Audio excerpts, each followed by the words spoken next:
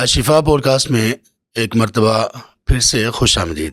آج کی ایپیسوڈ یا آج کی یہ مجلس طلباء کرام کے لیے انتہائی اہم ہے، اس لیے کہ ہم ایک ایسے مسئلے پر ڈسکس کرنے جا رہے ہیں جو خاصا اہم ہے ان تمام لوگوں کے لیے جو اللہ سبحانہ و تعالیٰ کے لیے اور اللہ سبحانہ و تعالیٰ کے دین کی دعوت کے لیے اپنے گھروں سے نکلے ہیں یا شوق رکھتے ہیں یا اس میدان میں موجود ہیں یا اس میدان میں آنا چاہتے ہیں۔ خاص طور پر ہماری یہ پوڈ کاسٹ ان طلباء کرام کے لیے زیادہ توجہ کے قابل ہے جو ابھی حال ہی میں فارغ التحصیل ہوئے یا قریب ہیں کہ وہ اپنی تعلیمی سفر کو مکمل کرنے کے بعد دعوتی میدان میں اتریں۔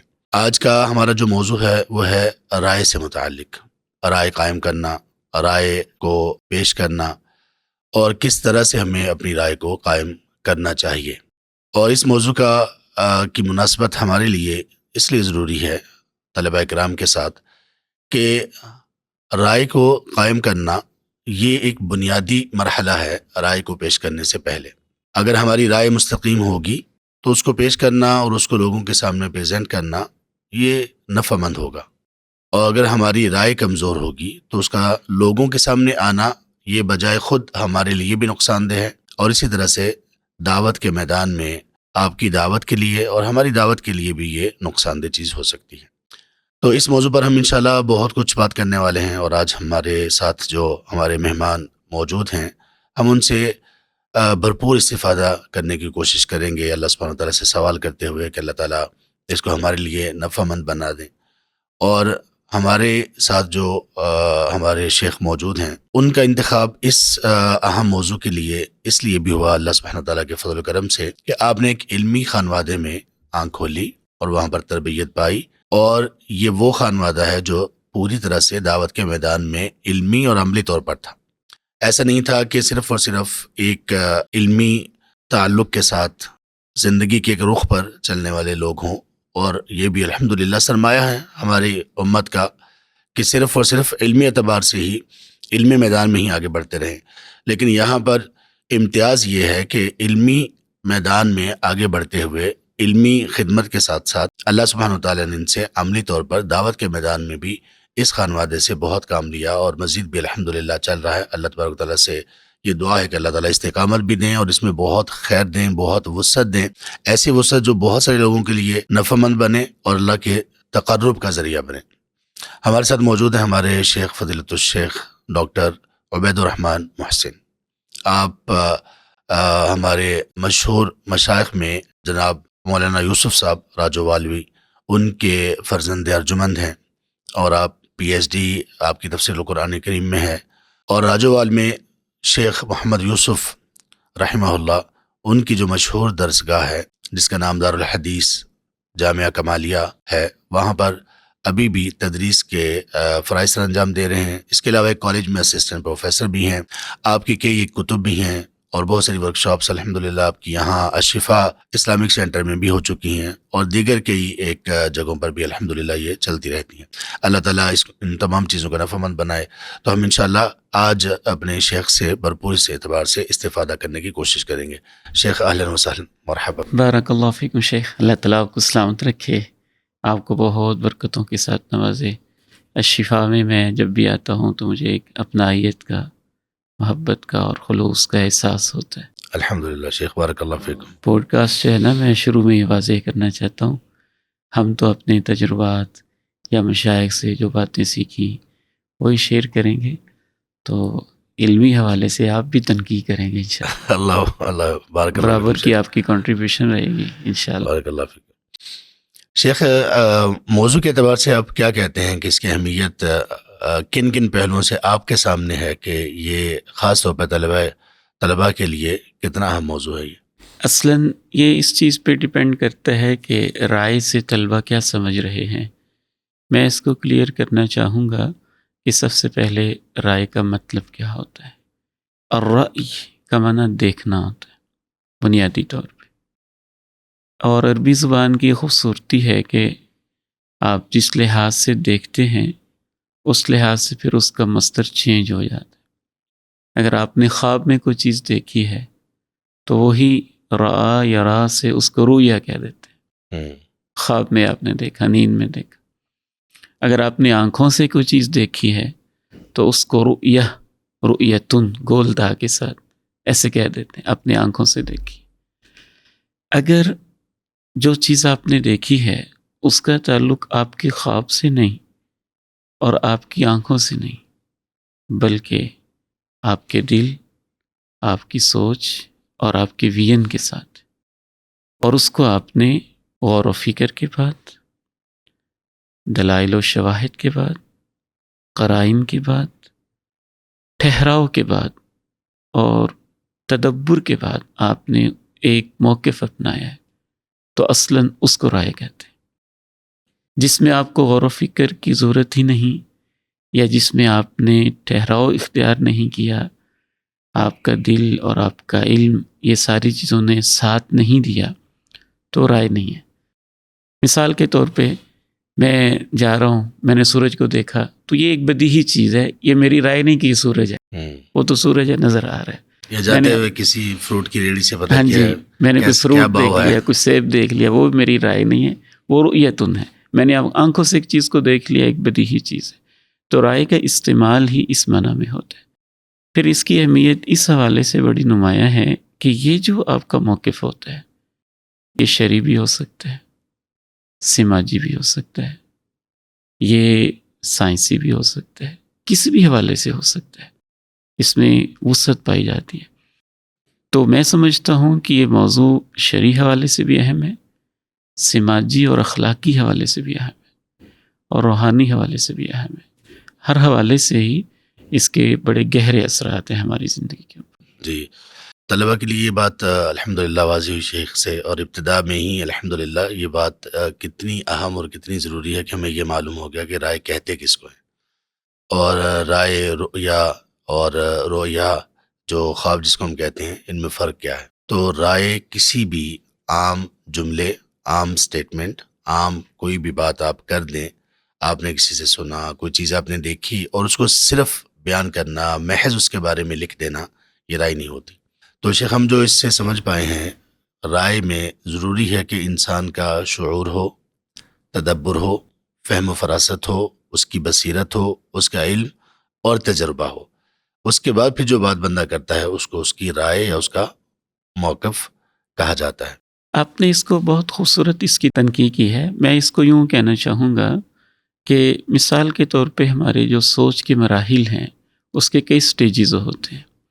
ایک ہے پری میچور، کہ سمپلی ہم نے ایک چیز کے بارے میں سوچا ہے، اور میں سمجھتا ہوں کہ اس وقت ہمارے ہاں بہت بڑی غلطی یہی ہو رہی ہے ہمارے نوجوان طبقے سے بالخصوص، کہ جو سوچ ہے فوراً اس کو پبلک کر دیا یا میڈیا پہ اس کو ڈال دیا، تو وہ آپ کی ابھی رائے بنی ہی نہیں ہے، یا اس قابل نہیں ہے کہ اس کو رائے کہا جائے. میں شیخ ایک مثال میرے ذہن میں آ رہی ہے.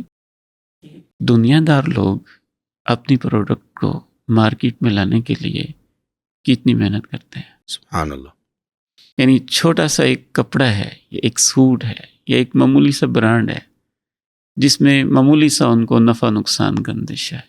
پتہ نہیں کتنی وہ میٹنگز کرتے ہیں، کیا اس کے خاکے بناتے ہیں، سبحان اللہ. کیا اس کی ضروریات کو دیکھتے ہیں، پھر وہ مارکیٹ میں لے کے آتے ہیں.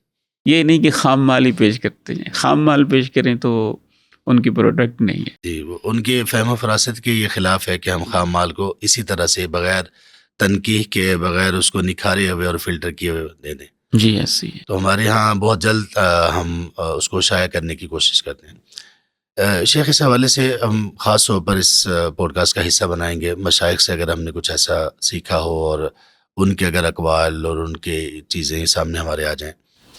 ہمیشہ جو بھائی ہم اکٹھے رہے ہیں، جو بھی ہمارے ساتھ ہوتے ہیں، تو میں ایک بات عرض کرتا ہوں ہمیشہ، یہ بہت سارے بھائیوں کو اس کا علم ہوگا الحمدللہ، ان کے ذہن میں ہوگی، کہ میں ان کو ہمیشہ یہ کہتا ہوں، اور یہ کئی سالوں سے، اس لیے کہ میں نے کچھ مشائخ کے ساتھ بہت قربت میں بھی وقت گزارنے کا موقع ملا، ان کے ساتھ سفر کرنے کا موقع ملا، اور الحمدللہ اللہ تعالیٰ نے یہ بات دل میں ڈالی تھی کہ ہم خاص طور پہ جب پریکٹیکل زندگی میں تھے، کوئٹہ میں 10 سال ہم نے گزارے فراغت کے بعد، تو جب کبھی پنجاب آنا ہوتا تھا تو مشائخ کے پاس ضرور رکتے تھے، ٹھہرتے تھے، اور پھر شیخ حافظ عبدالسلام بن محمد ہمارے استاد محترم، ان کے ساتھ کئی سفر کرنے کا موقع ملا. شیخ عزیر شمس کے ساتھ رہنے کا موقع ملا، مفتی عبدالحنان زاہد صاحب کا میں رات بھی ذکر کر رہا تھا، اور اس طرح کے دیگر جو اساتذہ ہیں الحمدللہ.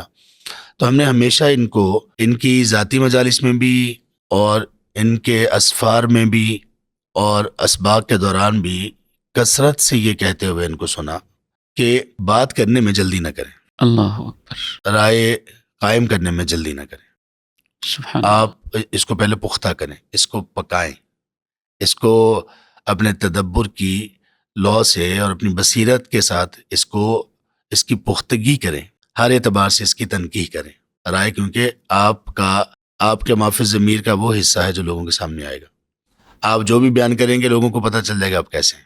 ممکن ہے کہ آپ کی تقریر بہت اچھی ہو، ممکن ہے کہ آپ لوگوں کے ساتھ معاملہ آپ کا بہت اچھا ہو، ممکن ہے کہ آپ کے داعی بہت اچھے ہوں، ممکن ہے کہ آپ کلاس میں آپ سب سے لائق طلبہ میں سے ہوں، لیکن جیسے ہی آپ کی کوئی بات رائے سامنے آئے گی آپ کا اصل تعارف تب ہوگا، اللہ اکبر. لوگ جان جائیں گے کہ آپ کیسے ہیں. تو اس لیے اس میں جلدی نہ کریں، اور اس میں جلدی کے بہت سارے نقصانات، میں خود اس بات کا شاہد ہوں. یہ اب کی بات نہیں، کوئی 20-25 سالوں سے بہت سارے اس کے نقصانات دیکھے جن لوگوں نے ابھی وہ ایک جو نضج ہوتا ہے، وہ جو پکنا ہوتا ہے، پختگی ہوتی ہے، اس سے پہلے جیسے انہوں نے آرا دیں تو وہ ساتھ ان کا معاملہ ہو گیا. تو اس اعتبار سے شیخ بتائیے گا کہ اہل علم سے اگر آپ کے ذہن میں کوئی واقعہ، کوئی قول یا کوئی اپنا تجربہ ہو، رائے کو یعنی پہلا مرحلہ کس قدر ہمارا نازک اور اہم اور کتنا ضروری سامنے آ گیا کہ رائے ہوتی کیا ہے. تو اس اعتبار سے کیا شیخ آپ نے مشائخ سے کچھ اگر ذہن میں ہوگا؟ اللہ انشاءاللہ. میں آپ کی گفتگو کے دوران جو لکھ رہا تھا نا، اصل مجھے ایک شیخ محترم یاد آ رہے تھے اچھا. رحمہ اللہ، بہت بڑے محدث. تو میں نے کہا کہیں مجھ سے وہ اسکپ نہ ہو جائے، بہت ضروری تھا ان کا تذکرہ. اس سے قبل میں یہ کہنا چاہوں گا کہ ہمارے مشائخ کی جو نصیحت ہوتی ہے، میں تو اس کو اس معنی میں نہیں لیتا کہ وہ صرف ایک شیخ کی نصیحت ہے. میں اس معنی میں لیتا ہوں کہ ان مشائخ نے قرآن کے ساتھ، حدیث کے ساتھ اور سلف صالحین کے ساتھ جو اپنی زندگی کے قیمتی لمحات گزارے ہوتے ہیں، وہ ان سب کا خلاصہ ہوتا ہے. جو ہمیں نصیحت کر رہے ہوتے ہیں اس کو صرف اس معنی میں نہ لیا جائے کہ وہ ایک شیخ کی نصیحت ہے سمپلی بس، نہیں، اس کے پیچھے قرآنی آیات بھی ہوتی ہیں، احادیث بھی ہوتی ہیں اور سلف کا تعامل بھی ہوتا ہے. مثال کے طور پہ یہی جس پہ آپ فرما رہے تھے کہ مشائخ جلد بازی سے روکتے تھے، تو یہ تو سنت اللہ ہے، ہر چیز کے اندر استدراج مطلوب ہے. میں کل ایک خطبے میں کہہ رہا تھا کہ آج کل جلد بازی ایک بہت بڑا مسئلہ ہے اور اس میں سوشل میڈیا نے بھی ایک رول پلے کیا ہے. ہم صرف اپنی پیدائش پر ہی غور کر لینا تو ہمیں پتہ چل جائے گا کہ اللہ کی سنت کیا ہے. یک بار کی نہیں ہے، ایک نطفہ سبحان اللہ، امشاج، سبحان اللہ، علقہ، مضغہ، پھر تخلیق، پھر نومہ، پھر پیدائش، پھر اس کے بعد کیسے آہستہ آہستہ آہستہ اللہ تعالیٰ ساری چیزیں دیتا ہے. اور پھر میں اس میں بھی غور کر رہا تھا کہ وہ اس طریقے سے پیدائش خود میرے لیے بھی ضروری تھی اور میری والدہ کے لیے بھی یہی ضروری تھا. سبحان اللہ. خود اس کے لیے بھی یہی ایک پروسیس تھا، وگرنہ میں بھی ادھورا رہتا اور والدہ کو بھی تکلیف ہوتی. یہی معاملہ ہر چیز کے اندر ہے. سبحان اللہ. تو جو اللہ تعالیٰ نے کہا ما یلفظ من قول الا لدیہ رقیب عتید، اس پہ بیس کرتی ہیں وہ ساری چیزیں. من کان یؤمن باللہ والیوم الآخر فلیقل خیرا او لیصمت. بھلی بات، بہترین، خیرہ اور سپرلیٹو ڈگری ہے نا، سب سے اچھی جو آپ کو لگتی ہے نا وہ بات آپ کہیں. یہ اس میں تخیر کا معنی بھی پایا جاتا ہے نا کہ آپ انتخاب کر رہے ہیں کہ یہ میں نے کہنا ہے، تو وہی کرے گا انتخاب جو سوچے گا، ٹھہرے گا کہنا بھی ہے کہ نہیں کہنا. تو اولیسمت، یا پھر خاموش رہیں. وَهَلْ يَكُبُّ النَّاسَ عَلَى وُجُوهِهِمْ أَوْ عَلَى مَنَاخِرِهِمْ إِلَّا حَصَائِدُ أَلْسِنَتِهِمْ.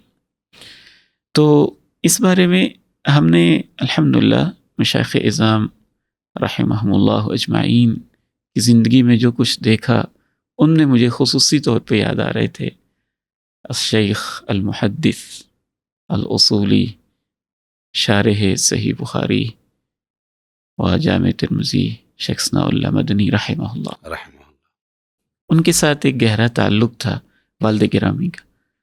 دورہ تفسیر کرواتے رہے اور راجوال میں. اچھا. اور ماشاءاللہ ان مشائخ کے ہاں حسن العہد تعلق نبھانا ان پہ بس تھا. سبحان اللہ. مجھے نہیں یاد کہ اللہ کبھی وہ اکبر. کسی بھی کام سے اس روڈ سے گزرے ہوں اور والد محترم سے ملے نہ ہو. شیخ واللہ یہ حسن العہد اور تعلق نبھانا، اس پر تو یہ الگ ایک اہم موضوع ہے. اللہ اکبر. الگ ایک اہم موضوع. اور شیخ اس کا بھی سبحان اللہ عفواً اس کا بھی ایک ہمارے اس موضوع سے تعلق ہے. رائے کی کمزوری بندے کو حسن عہد سے پیچھے کر دیتی. اللہ اکبر. جس بندے کی رائے کمزور ہے وہ تعلق نہیں نبھا سکتا، سبحان تعلق کو اللہ. خراب کرے گا. جی شیخ. تو وہ کسی دور میں دورہ تفسیر کرواتے رہے اور اس کے بعد بعض وقت فیملی کے ساتھ ہوتے، وقت کم ہوتا تو فیملی کو روڈ پر بٹھا دیتے گاڑی میں. اچھا. ابا جی سے کہتے میں بس آپ سے سلام لینا تھا، دل نہیں مان رہا تھا کہ ایسے گزر جاؤ. تو اسی مناسبت سے اور ان کے علم و فضل کی وجہ سے میں ان کے گھر میں حاضری دیتا رہا. تو میں شیخ محترم رحمہ اللہ کے پاس وقتاً فوقتاً، ابا جی کی بھی نصیحت ہوتی تھی کہ بیٹے مشائخ سے ملیں، الحمدللہ. تو ان کے گھر حاضری دیتے جب وہ لاہور شفٹ ہو گئے تھے. تو سبحان اللہ کہتے کہ میں اس مسئلے پہ لکھنا چاہ رہا ہوں، مجھے ہفتہ ہو گیا اس کو پڑھتے ہوئے. تو بیٹے آپ نوجوان ہیں، آپ کا علم تازہ ہے، یہ حافظ ابن حجر رحمہ اللہ یہاں کیا کہنا چاہ رہے ہیں، سبحان اللہ. یہ عمدۃ القاری والے کیا کہنا چاہ رہے ہیں. اچھا یہ ان کا تواضع تھا، وگرنہ ہمارا علم کیا تازہ ہونا ہے. جو شیخ محترم سوال پوٹ کر رہے ہوتے تھے مجھے تو وہ سوال بھی سمجھ نہیں آ رہی ہوتی تھی. صحیح بات ہے. سبحان اللہ. لیکن یہ بھی ان کا ایک تواضع، باقاعدہ کئی مقامات انہوں نے میرے سامنے کھول کے رکھے کہ یہ ایک لائن ہے، اس میں حافظ ابن حجر رحمہ اللہ کیا کہنا چاہ رہے ہیں، آپ ذرا اس پہ غور و فکر کریں. تو یہ نص کی تشریح نہیں ہے، حدیث کی تشریح نہیں ہے، فتح الباری کی ایک عبارت کی تشریح ہے. اور اس کے اوپر وہ اتنا رک رہے ہیں، اتنا تأمل کر رہے ہیں اور اس قدر زیادہ غور و فکر کر رہے ہیں. یعنی اتنی تدریس، پہلے علمی مراحل، پھر تدریس، تجربہ، اور اس کے بعد بھی ایک چیز لکھنے کے لیے اس قدر تأمل ہے. یہ ان کی آخری زندگی کے سالوں کی میں بات کر رہا ہوں، سبحان اللہ. جبکہ وہ جامع ترمذی کی شرح لکھ چکے تھے، جائزۃ الاحوزی لکھ چکے تھے. پھر مجھے یاد آیا شیخ ماشاءاللہ جائزۃ الاحوزی جب شیخ نے لکھی خود راجوال تشریف لائے اور اپنی کتاب خود تحفتاً پیش کی. اچھا. مجھے یاد آ رہا ہے اس مناسبت سے، حسن العہد کی مناسبت سے، علامہ صالح ظہیر شہید رحمہ اللہ، انہوں نے جتنی بھی کتابیں لکھی متعدد دفعہ خود اپنے دستخط کے ساتھ انہوں نے ابا جی کو پہنچائی. اچھا. یعنی تعلق ان کا آپس تعلق، میں ہاں. اس طرح کے معاملات اور سلسلہ ہوتا تھا. آپ نے بڑی خوبصورت بات کی ہے، واقعتاً ہی یہ انسان کا ایک پورا ایک مزاج ہوتا ہے، ایک نیچر ہوتی ہے جو بعض دفعہ اس کی اصلاح نہ کی جائے تو تعلق توڑنے میں بھی جلد بازی، رائے دینے میں جلد بازی، ہر چیز کے اندر جلد بازی. اگر اس کے اندر ایک ٹھہراؤ ہے، تحمل ہے، برداشت ہے اور سنت اللہ کو سمجھتا ہے تو ساری چیزوں میں ہی اس کے اندر ایک حسن، وقار، متانت، شائستگی، سنجیدگی نظر آ رہی ہوتی ہے. شیخ یہ بتائیے گا، دوسرا سوال ہماری اس پوڈکاسٹ کا وہ یہ ہے کہ رائے کی تو ہمیں سمجھ آ گئی کہ رائے کیا ہوتی ہے. اب اسلام ہمیں رائے بنانے کے لیے، رائے قائم کرنے کے لیے کیا تعلیمات دیتا ہے؟ کیا اس میں بھی کوئی ایسی تعلیمات موجود ہیں، یا کہ ایسے ہی خاص طور پر، چونکہ ہماری یہ پوڈ کاسٹ خاص طور پر طلباء کے لیے ہے، اگرچہ سب لوگوں کے لیے ہے، تو وہ طلباء جو قرآن اور سنت کے طلباء ہیں، دینی علوم حاصل کر رہے ہیں، کئی سال حاصل کر چکے ہیں اور کچھ سال ابھی باقی ہیں اگر وہ کسی خاص مدرسہ میں یا کسی کورس میں ہیں، تو اگر رائے کا بنیادی طور پر علم نہیں ہے تو کیا اس کا سبب یہ ہے کہ اس کے بارے میں کوئی واضح تعلیمات نہیں ہے، یا یہ کہ اس میں بھی کوتاہی ہوتی ہے کہ ہم وہ تعلیمات سیکھ نہیں پاتے جو رائے کو قائم کرنے کے لیے، رائے بنانے کے لیے ہمارا مزاج کیا ہونا چاہیے، کیسے رائے کو قائم کرنا ہے، بنانا ہے، اس کے حوالے سے کتاب و سنت کی کیا تعلیمات ہیں؟ سبحان اللہ، تعلیمات تو بہت وسیع اور بہت گہری ہیں، ان کا احاطہ تو ممکن نہیں ہے. جو اس وقت اللہ تعالیٰ میرے ذہن میں ڈال رہے وہ چند چیزیں میں شیئر کرتا ہوں. میں سمجھتا ہوں اس میں اللہ عالم سب سے بنیادی چیز اخلاص نیت ہے. رائے قائم کرنے میں آپ مخلص ہوں. اخلاص نیت سے اسپیشلی یہاں مراد یہ ہے کہ آپ اللہ کی رضا کے لیے رائے اختیار کرنا چاہتے ہوں، حق تک رسائی آپ کی نیت ہو. آپ کی نیت یہ ہو کہ میں نے صحیح بات تک پہنچنا ہے، بھلے وہ میرے خلاف ہی جا رہی ہو، جو پہلے میں سوچ رہا ہوں اس کی الٹ ہی جا رہی ہو، جو میں نے اپنے مشائخ سے پڑھا ہے ممکن ہے بعض حوالوں سے اس سے بھی مجھے اتفاق نہ ہو رہا ہو، لیکن میں نے حق تک پہنچنا ہے، نیت آپ کی خالص ہو. امام ابن قیم رحمہ اللہ تعالیٰ نے جہاں رائے کو ڈیفائن کیا نا، یہ ان کی بہت عظیم، ویسے تو ان کی ساری کتابیں ہی عظیم ہیں. شفا میں دیکھ رہا تھا ایک سائٹ پہ ماشاءاللہ ساری آپ نے ان کی کتابیں اکٹھی کی. جی الحمدللہ. تو پہلے بھی دیکھی ہوں لیکن دل چاہ رہا تھا دوبارہ میں ان کو دیکھوں. ماشاءاللہ ان کی ایسی خوبصورت تصنیفات ہیں کہ اللہ بس ہمیں پڑھنے کی توفیق دے دے. آمین. تو ان کی جو اعلام الموقعین ہے اس میں جب وہ رائے کے اوپر تبصرہ کرتے ہیں تو امام ابن قیم رحمہ اللہ نے ہی اس بات کو لکھا کہ رائے کس کو کہتے ہیں.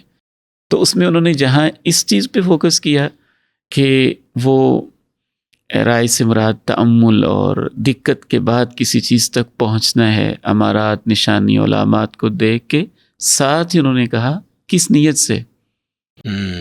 ثواب تک پہنچنے کے لیے، درست چیز تک پہنچنے کے لیے یہ ساری محنت کرنا، کسی اور مقصد کے لیے نہیں. تو سب سے پہلی چیز اس میں اخلاص ہے.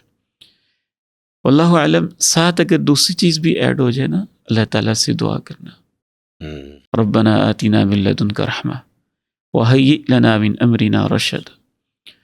تو امام ابن قیم رحمہ اللہ تعالیٰ نے یہ بھی ساتھ لکھا کہ ہدا، رشد، فلاح، فوز، اللہ تعالیٰ ان کا اکٹھا ہی تذکرہ کرتا ہے. تو آپ کو صحیح راستہ مل جائے اور پھر اس پہ چلنے کی توفیق مل جائے، اسی میں کامیابی، اسی میں فلاح ہے، اسی میں فلاح اور فوز ہے. اور اس کے برعکس ضلال اور غی اور بد نصیبی، اس کو اللہ تعالیٰ قرآن مجید میں اکٹھا بیان کرتا ہے کہ آپ صحیح رائے تک پہنچ نہیں سکے یا پہنچے لیکن آپ اس پہ عمل نہیں کر پائے، تو اسی میں ناکامی ہے، بد نصیبی ہے اور بدبختی ہے. تو اخلاص نیت، اللہ تعالیٰ سے دعا کرنا. امام صاحب نے لکھا، شیخ الاسلام امام ابن تیمیہ رحمہ اللہ تعالیٰ کہا کرتے تھے مجھے اگر کسی مسئلے کی سمجھ نہیں آ رہی ہوتی تھی. اب اس پہ ہمارے طلبہ اگر غور کریں کہ اتنی بڑی شخصیت اور اتنے ذہین شخصیت کہ شاید ہی ہماری اسلامی تاریخ میں ان جیسی کوئی شخصیت ہمیں نظر آتی ہو، اللہ نے ان کو اتنا مقام دیا تھا. تو کتنی دیر وہ غور و فکر کرتے رہتے تھے. پھر کہتے ہیں کہ امام ابن تیمیہ رحمہ اللہ کو جب سمجھ نہ آ رہی ہوتی تو کہتے ہیں کہ میں اللہ سے بہت استغفار کرتا. جی. جب بہت استغفار کرتا ہوں مجھے اس مسئلے کی سمجھ آ جاتی. سبحان اللہ. ابا جی رحمہ اللہ مجھے یہ نصیحت کیا کرتے تھے کہ بیٹے یہ دعا پڑھا کریں، یا مفہم سلیمان فہمنی. یہ ہمارے اسلاف سے منقول ہے. اللہ تعالیٰ نے جناب سلیمان کے بارے میں خصوصاً کہا نا، ففہمنا سلیمان، اے وہ ذات جس نے سلیمان کو فہم دیا تھا مجھے بھی صحیح فہم دے دے. یا معلم لقمان علمنی، سبحان اللہ. جس نے لقمان کو حکمت سے نوازا تھا مجھے بھی حکمت اور بصیرت عطا فرما دے. اخلاص ہونا چاہیے بندے میں کہ میں نے صحیح موقف تک پہنچنا ہے، رسائی حاصل کرنی ہے. اللہ تعالیٰ سے دعا بھی کی جائے، پھر اس کے لیے جو مطلوبہ علمی صلاحیت ہے وہ بھی انسان کے اندر موجود ہو، خصوصاً شرعی مسائل میں. شرعی مسائل کے اندر سب سے بنیادی صلاحیت یہ ہے کہ آپ نحو میں، صرف میں، لغہ میں، اصول فقہ میں، اصول حدیث میں کم از کم اتنی آپ کے پاس بنیاد مضبوط ہو کہ آپ نص کا فہم اور جو اس کے لوازمات ہیں آپ کے پاس وہ صلاحیت موجود ہو. اگر آپ کے پاس وہ صلاحیت موجود ہی نہیں ہے تو پھر تو ہمیں تو یہ سمجھ آتی ہے کہ رائے ظاہر کرنا جائز ہی نہیں ہے. وہ تو تقول علی اللہ ہے. آپ بے شک اس کو رائے کا نام دے لیں، لیکن قرآن مجید سے معلوم ہوتا ہے کہ وہ شرک کے قریب گناہ ہے. بلکہ امام ابن قیم رحمہ اللہ نے اسی مقام پر ہی نا، جب اللہ تعالیٰ نے گناہ گنوائے، قل انما حرم ربی الفواحش، تو 4 کیٹیگریز انہوں نے کی. امام ابن قیم کہتے ہیں کہ اللہ تعالیٰ نے 4 کیٹیگریز کی کہ فواحش کو اللہ تعالیٰ نے حرام کیا، اور اس کے بعد اللہ تعالیٰ نے تذکرہ کیا الاثم والبغی بغیر الحق، ناجائز حقوق العباد میں ظلم و ستم، گناہ کے کام. پھر تیسرے نمبر پہ یہ ہے ترتیب اوپر کی طرف جاری، سعودی. پھر تیسرے نمبر پہ اللہ تعالیٰ نے کہا وَأَن تُشْرِكُوا بِاللَّهِ، شرک، اور آخر میں اللہ نے کہا وَأَن تَقُولُوا عَلَى اللَّهِ ما لا تعلم. وہ تم کہو جو تم جانتے ہی نہیں ہو. تو جس بندے میں صلاحیت ہی نہیں ہے ان بنیادی چیزوں کی، ہم سمجھتے ہیں کہ شرعی رائے اسے نہیں دینی چاہیے، اسے پوچھنا چاہیے، سوال کرنا چاہیے. جی. فَاسْأَلُوا أَهْلَ الذِّكْرِ إِن كُنتُمْ لَا تَعْلَمُونَ. تو اخلاص شیخ محترم. اور سیکنڈلی اللہ تعالیٰ سے دعا. تیسرے نمبر پہ اس کے لیے جو وسائل چاہیے، بنیادی علم اور علم کی صلاحیت. اور میں سمجھتا ہوں کہ بہت بہتر ہوگا کہ اگر ہمارے جیسے طلبہ علم اس چیز کو کبار اہل علم پہ پیش کرتے کہ یہ چیز میں سمجھ رہا ہوں کہ میں صحیح سمجھا ہوں، یہ موقف ٹھیک ہے، درست ہے، اور مشائخ وقت دیتے ہیں، نظر ثانی کرتے ہیں، اس میں بہت خیر ہو جاتی ہے، برکت ہو جاتی ہے، اطمینان قلبی ہو جاتی ہے. تو امام بخاری رحمہ اللہ کیسی ذہین شخصیت ہیں، کیا اللہ نے ان کو مقام دی. سبحان اللہ. غسل بھی کر رہے ہیں، وضو کر رہے ہیں، استخارہ کر رہے ہیں، اصول علم کے لیے زندگی کا ایک مرحلہ لگا رہے ہیں، پھر بھی جب کتاب لکھتے ہیں تو کبار مشائخ کو پیش کر دیتے ہیں کہ اس میں کوئی کمی، کوئی کوتاہی، کوئی نظر ثانی، تو اس میں خیر ہو جاتی ہے انشاءاللہ. شیخ یہ تو وہ چیزیں ہیں جو نصوص ہیں نا، نصوص کے جی. متعلق یہ رویہ ہے. ہمارے ہاں رائے اگر کسی شخص یا فرد کے بارے میں یا کسی ادارے کے بارے میں قائم کرنی ہو، اب اس میں تو چونکہ نص بھی نہیں ہے. جی. نص کا تو یہ ہے نا کہ بہت بڑا سہارا ہے کہ چلیں نص موجود ہے. جی. زیادہ سے زیادہ یہ ہوگا کہ اس کا فہم آدمی کا اچھا نہیں ہوگا، فہم درست نہیں ہوگا، کوئی درست کر دے گا. تو یہاں ہمارے ہاں افراد کے بارے میں، اشخاص کے بارے میں، لوگوں کی باتوں کے بارے میں، لوگوں کے نظریات کے بارے میں رائے دینے میں بھی بہت جلدی کی جاتی، بہت جلدی کی جاتی. اس کے لیے بھی وہ تمام چیزیں جو آپ نے ابھی گنوائیں، اخلاص ہونا چاہیے، دعا ہونی چاہیے، وسائل ہونے چاہیے. اور سبحان اللہ شیخ، وہ جو آیت ہے سورہ الحجرات کی آیت نمبر 6، جس میں اللہ تعالیٰ نے تبیین کا حکم دیا، ان جاءکم فاسق بنبأ فتبینوا. اب یہ تبیین اس لیے ہوتی ہے کہ تبیین سے بندے کی رائے اور فیصلہ صائب ہوتا ہے.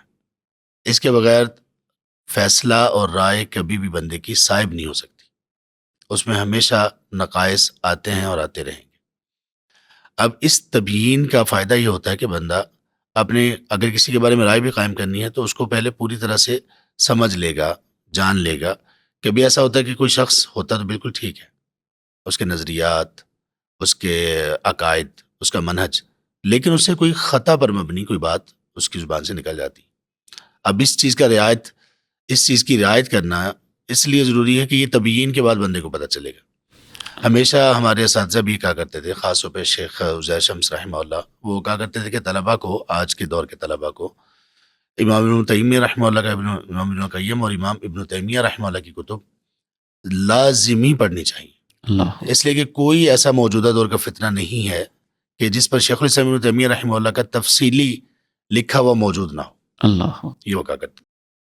اور شیخ الاسلام ابن تیمیہ رحمہ اللہ کی خصوصی امتیازات جو ان میں اللہ تعالیٰ نے رکھے تھے، ان میں سے ایک ان کا خصوصی امتیاز یہ تھا کہ وہ اپنے مخالف کو مخالف کے برابر جاننے کے بعد، یعنی ایک بندہ جتنا اپنے آپ کو جانتا ہے، اور خاص طور پہ اس کی علمی آراء اور اس کے علمی مقام مرتبہ اور اس کے نظریات، اس کو پوری طرح سے جان لینے کے بعد اس کے بارے میں بات کرتے تھے. تو جتنا وہ زیادہ کسی کے بارے میں جانتے تھے، کسی کے قول کے بارے میں زیادہ جانتے تھے، اس کو سمجھنے کی کوشش زیادہ کرتے تھے. اس بات کا یہ بھی معنی ہو سکتا ہے، یہ بھی مفہوم ہو سکتا ہے. جیسے الرد علی الشاذلی اوپر شیخ کتاب پڑھی ہوئی مکتبے میں ہمارے پاس، اس میں شیخ الاسلام ابن تیمیہ رحمہ اللہ کا خاص طور پر اس میں یہی طریقہ کار ہے، باقی جگہوں پر بھی، کہ وہ جو امام ہیں ان کے شاذلی، ان کی عبارت کو لاتے ہیں اور اس کے معنی خود پیش کرتے ہیں کہ اس کا یہ معنی بھی ہو سکتا ہے، اگر یہ معنی ہے تو یہ بالکل ٹھیک ہے، اس کا یہ معنی بھی ہو سکتا ہے، اگر یہ معنی ہے تو یہ بھی کچھ گزارا ہو سکتا ہے، اللہ. اور اگر یہ معنی ہے تو پھر یہ کتاب و سنت کی ان نصوص کے خلاف ہے، یہ نہیں ہونا چاہیے. یہ ان کا طریقہ رد ہے. تو ہمارے یہاں میں نے یہ دیکھا یہ اپنے ان کئی سالوں میں کہ لوگوں نے لوگوں کے بارے میں آراء دی اور ان کو ان کے بارے میں پتہ نہیں تھا. اور بہت زیادہ حیرانگی اور تکلیف اس وقت ہوئی کہ جب ہمارے بڑے اچھے کئی طلباء، کئی ذہین طلباء جو ماشاءاللہ علمی اپنے مراحل کو ایک خاص جو ہوتے ہیں طے کرنے کے بعد جب عملی فیلڈ میں آئے تو ان میں جب یہ غلطیاں دیکھی گئیں کہ وہ رائے قائم کرنے میں کتنی جلدی کر رہے ہیں اور لوگوں کے بارے میں جانے بغیر ان کے بارے میں رائے قائم کر رہے ہیں، تو یہ اتنا بڑا ایک نقص ہے کہ جو ان کی آئندہ آنے والی زندگی کو بھی خراب کر دینے والا ہے۔ اور ہم نے کئی طلبہ شیخ ان کئی سالوں میں اپنی انگلیوں پہ گنوا سکتا ہوں جن لوگوں نے اسی طرح کی آراء بغیر علم کے اور بغیر پورے علم کے خاص طور پر ان کے بارے میں جو ان کے مخالفین ہیں قائم کی، تو انہوں نے اپنی دعوت میں بہت نقصان کیا۔ لوگوں کو ان سے شدت ملی، سختی ملی، لوگوں کو زبانیں لوگوں کی کھل گئیں، اور اس طرح سے جو ان سے متاثر لوگ تھے ان لوگوں نے بہت عجیب و غریب سلسلہ ان سے لیا۔ اللہ، تو رائے کو قائم کرنے کے اسلامی آداب میں سے اگر یہ چیز بھی جو آپ نے بتائی ان میں شامل کر لی جائے کہ تبیین بھی اس میں ہو تاکہ رائے مزید پختہ ہو جائے۔ دوسرا شیخ یہ بتائیے گا کہ ہر معاملے میں رائے دینا یہ کیسا ہے؟ بارک اللہ فیکم شیخ، اللہ تعالیٰ آپ کو جزائے خیر عطا فرمائے۔ آپ نے ہماری ڈائریکشن الحدیث والشجون ایک اور طرف پھیری ہے، اور یہ بہت اہم ہے۔ جیسا کہ شروع میں نے عرض کی تھی کہ رائے نصوص کے حوالے سے یا رائے افراد و اشخاص کے حوالے سے، جہاں تک افراد و اشخاص کا معاملہ ہے جو آپ نے آیت مبارکہ پیش کی ہے، اعوذ باللہ من الشیطان الرجیم، یا ایہا الذین آمنوا ان جاءکم فاسق بنبأ فتبینوا، یہ تبین کا لفظ جو ہے نا بہت قابل غور ہے۔ تبین تفاعل سے ہے، اس میں اہتمام کا معنی پایا جاتا ہے کہ تم اہتمام کر کے صورتحال کو بالکل واضح کر لو تاکہ وہ منکشف ہو جائے۔ سبحان اللہ، قرآن مجید معجزہ ہے، تو اس میں دوسری قرات ہے فتثبتوا، کہ اتنی تمہارے سامنے واضح ہو جائے کہ تم ایک پختہ رائے تک پہنچ جاؤ اور تمہارے سامنے چیزیں بالکل کلیئر ہو جائیں۔ پھر آگے ایک اشارہ بھی ہے، اگر تم ایسے نہیں کرو گے، تبین وہی اس ایک مہلت، غور و فکر اور نتائج پہ غور و فکر اور وضاحت۔ اب یہ وضاحت جدید دور میں ایک کلپ ہمارے سامنے مثال کے طور پہ جی، جس کا سیاق و سباق ہی نہیں ہے، تو اس وضاحت میں سب سے پہلی چیز تو یہ ضروری ہے پورا سیاق و سباق ہمیں ملے۔ جی، دوسری چیز یہ ضروری ہے کہ صحیح بھی ہے کہ غلط ہے، فیک ہے، کیا ہے، کیونکہ یہ بھی تو بڑے مسائل ہیں۔ تبین میں یہ چیز بھی شامل ہے کہ اگر وہ صاحب موجود ہیں تو ہم ان سے پوچھ سکتے ہیں آپ کیا کہنا چاہ رہے ہیں، جی، مجھے نہیں سمجھ آ رہی کہ آپ نے کیا کہا ہے، یا اس میں ہمیں یہ اشکال آ رہا ہے۔ تو سبحان اللہ۔ تبین کی بہت ساری صورتیں ہو سکتی ہیں۔ ہمارے سامنے ایک تحریر کا چھوٹا سا ایک صفحہ آ جاتا ہے، ہم یہ دیکھے بغیر کہ اس کے دائیں کیا ہے، اس کے بائیں کیا ہے، آپ حیران ہوں گے۔ شیخ، ہمارے مشائخ کے شیخ بڑے حافظ صاحب حافظ محمد گوندلی رحمہ اللہ، 2-4 دن پہلے کی بات ہے، ہمارا مرکز التربیہ کا ایک گروپ ہے، تو اس میں ایک ساتھی نے ان کی عبارت شیئر کی قادیانیوں کے بارے میں، جس میں کہہ رہے جو ان کو مجتہد سمجھتے ہیں یا یہ سمجھتے ہیں یا یہ سمجھتے ہیں، جس سے تأثر یہ مل رہا تھا، ایک امپریشن ہوتا ہے نا فوری دیکھ کے، تأثر یہ مل رہا تھا کہ شاید وہ اس کے بارے میں، ان کے بارے میں نرم رویہ رکھتے ہیں۔ سبحان اللہ، ہمارے ایک ساتھی بہت اچھے محقق ہیں، انہوں نے کہا کہ یہاں ناشر کی غلطی ہے، اس میں کوٹیشن مارکس تھے جو یہ بیان کرنا چاہتے ہیں حضرت حافظ صاحب کہ قادیانی گروپ میں سے جو لاہوری گروپ ہے ان کے یہ نظریات ہیں، یہ نہیں کہ حافظ صاحب کوئی ان کے بارے میں کہہ رہے کہ جو ان کو مجتہد سمجھتا ہے یا اس حد تک قادیانی کو سمجھتا ہے تو اس کی خیر ہے یا گزارا ہے، تو آگے وہ اس کے احکام بیان کر رہے ہیں۔ تو یہ تثبت اور تبین بہت ضروری ہے شخصیات کے بارے میں بھی۔ مثال کے طور پہ ایک ایسی شخصیت جن کے بارے میں اگر بہت زیادہ ایسے نظریات پھیلے ہوئے تھے جو منہج کے منافی تھے، تمہارے مشائخ کو اللہ تعالیٰ جزائے خیر دے، میں تب ادھر ہی تھا فیصل آباد میں، اس دور کی بات ہے یا اس سے قبل، یہ مجھے کنفرم نہیں اس وقت، تو انہوں نے باقاعدہ اس شخصیت کو بلایا، استاد جی حفظ شریف صاحب، شیخ مسعود عالم صاحب، شیخ ارشاد الحق اثری حفظہم اللہ، ان مشائخ نے باقاعدہ ان کو بلایا، جو ان کے بارے میں بتایا گیا تھا کہ یہ آپ کی طرف نظریات منسوب ہیں، ان سے بات کی کہ واقعتاً آپ یہ نظریات رکھتے ہیں۔ سبحان اللہ، انہوں نے اقرار کیا کہ میرے یہی نظریات ہیں۔ اللہ۔ اس کے بعد وہ مرحلہ آیا کہ انہوں نے ضرورت محسوس کی کہ ان کے بارے میں نوجوانوں کو آگاہ کرنا ضروری ہے۔ تو یہ تبین کا کتنا ایک خوبصورت انداز. شیخ آپ نے کہا نا کہ تبین میں ایک یہ ہے کہ آپ ان سے پوچھ لیں کہ آپ کی بات کا کیا مطلب تھا. جی تو یہاں پہ ہمارے ہاں تو ایسا ہے کہ وہ بندہ خود وضاحت بھی کر رہا ہو نا کہ نہیں میرا جو آپ مطلب سمجھے وہ میرا مطلب نہیں ہے. کہتے نہیں آپ کا یہ مطلب ہے. مجھے وہ مولانا محمد حسین شیخ پوری صاحب کا نا ایک تقریر کا واقعہ یاد آ گیا. ہمارا کچھ خاندانی تعلق بھی ان کے ساتھ تھا. شیخ پورہ میں ہمارے ننیال ہیں تو وہ شیخ پورہ کے ہی تھے. تو ہمارے ننیال میں وہاں پہ ان کے گھر آنا جانا بھی تھا. میری الحمدللہ کچھ ملاقاتیں رہیں. تو وہ کہتے ہیں کہ ہمارے جو کچھ لوگ یہ نظریہ رکھتے ہیں کہ انبیاء کو علم غیب ہے. کہتے ہیں کہ وہ دعا ہے نا ربنا ظلمنا انفسنا, تو پنجابی میں کہتے تھے کہ بابا جی کہہ رہے تھے کہ میں ظلم کیتا اپنی جان تے. میں کہا نہیں جان کے. اللہ اکبر. کہتا نہیں او میرے بچوں میں ظلم کیتا اپنی جان تے. نہیں بابا جی تھانوں سارا کچھ پتہ ہے, تسی علم غیب جانتے ہو, تسی کہو میں ظلم کیتا جان کے. اللہ. تو یہاں پہ لوگ وضاحتیں دیتے رہ جاتے ہیں کہ بھائی یہ مطلب نہیں ہے, ایسا نہیں ہے. سبحان اللہ, ہم نے دیکھا کچھ لوگوں کے اتنے سخت دل ہو جاتے ہیں, خطا بری ہوتے ہیں, شاید ان کے دلوں میں یہ ہوتا ہے کہ ہم شاید اخلاص اور اس کی وجہ سے یہ کر رہے ہیں. تو آپ نے جیسا فرمایا تو یہ طلباء کے لیے تو میں گزارش کروں گا کہ شیخ کی اس بات پہ تھوڑا سی توجہ کریں کہ ایک شخص جس کے نظریات کے بارے میں ہمارے مشائخ تک بات پہنچی تو ان مشائخ نے ان کو خود اپنے پاس بلایا, پوری طرح سے وضاحت طلب کی کہ کیا آپ کا یہ اور یہ ایسا ہی نظریہ ہے. تو تب طلباء کو آگاہ کیا کہ اب ان کے بارے میں چونکہ پوری وضاحت ہو چکی ہے اس لیے آپ اب ان کے بارے میں آگاہ رہیں. شیخ ہمارے ہاں تو یہ تحذیر کے نام پر تو ایسا چلتا ہے کہ وہ کسی نے نا ایک بڑی اچھی بات کی, انہوں نے کہا کہ لوگوں نے نا شاید نام نا اپنا جہاد رکھا ہوا ہے, اپنے نفس کا نام جہاد رکھا ہوا ہے. تو وہ یہ کہتے ہیں کہ جس نے میری مخالفت کی نا, جو بندہ اس کی مخالفت کرے گا تو وہ کہتے ہیں کہ آپ نے جہاد کی مخالفت کی. یا کسی بھی بندے نے منہج اپنا نام رکھ لیا, وہ منہج وہ دوسرے والا اصطلاحی منہج نہیں مراد لے رہا ہوتا, تو وہ اس کا اپنا نفس منہج ہوتا ہے. تو جب وہ کہہ رہا ہوتا ہے کہ یہ منہج کے خلاف ہے تو دراصل وہ کہہ رہا ہوتا ہے کہ یہ میرے خلاف ہے. اللہ. تو اس طرح سے لوگ کسی کی وضاحت یعنی سنتے بھی نہیں ہیں, جو بندہ خود وضاحت دینے والا وہ بھی نہیں سنتا. تو کہاں پر اتنی تبیین, اتنی تثبیت, اتنا اہتمام, ان کو بلانا اور پھر طلباء میں کہنا کہ آپ اب ان کے نظریات کو اپنے ذہن میں رکھیں, اب آپ کو ان سے بچنا چاہیے, آگاہ رہنا چاہیے. تو ہمارے یہاں تو یہ بڑی اب کھلی سی بات ہو گئی ہے اور اتنی بڑی بڑی بات لوگ کہہ دیتے ہیں. شیخ بلکہ ایک بات میں یہاں پر ایڈ کرنا چاہوں گا اور اخلاص اللہ تعالیٰ ہمیں عطا فرمائے. آمین.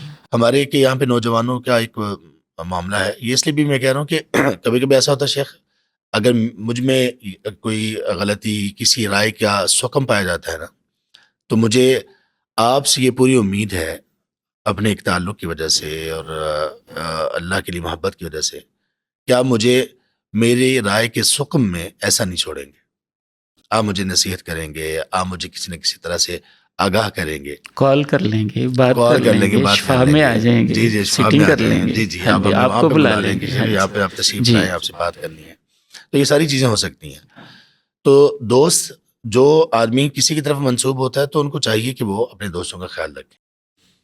تو یہاں پہ کسی ایک نے بات کی, انہوں نے یہ کہا کہ اگر صحابہ آج کے دور میں موجود ہوتے, تو کوئی خلیفہ آج کے دور میں موجود ہوتے تو وہ لوگوں کی اصلاح کے لیے یہ اور یہ کام کرتے, اور یہ کام مطلب وسائل دعویٰ, اس میں کوئی ایسی چیزیں مراد تھی جو وسائل دعویٰ تھی.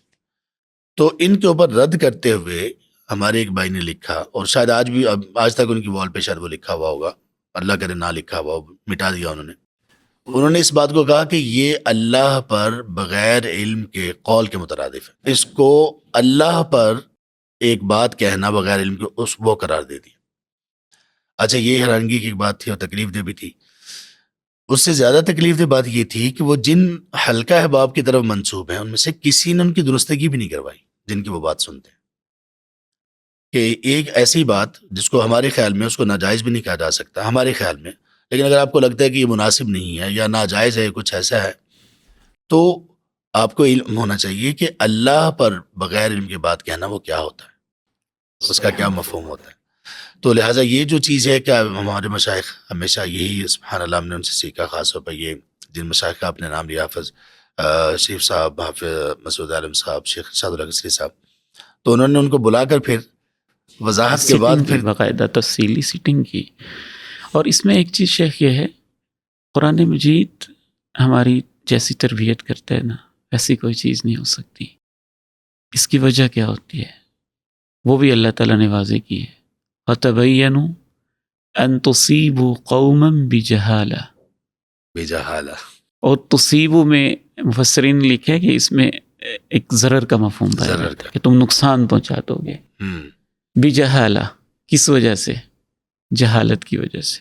جہالت میں میں سمجھتا ہوں عربی زبان میں اتنی وسعت ہے کہ دو چیزیں، اس کے بارے میں پورا علم نہیں، یا ایک جہالت کا معنی جلد بازی جو ضد الحلم ہے، کہ تمہارے اندر بردباری اختیار کیے بغیر جلد بازی کرتے ہوئے تم نقصان کر دو گے۔ پھر نتیجہ بھی بتا دیا، فَتُصْبِحُوا عَلَى مَا فَعَلْتُمْ نادمین۔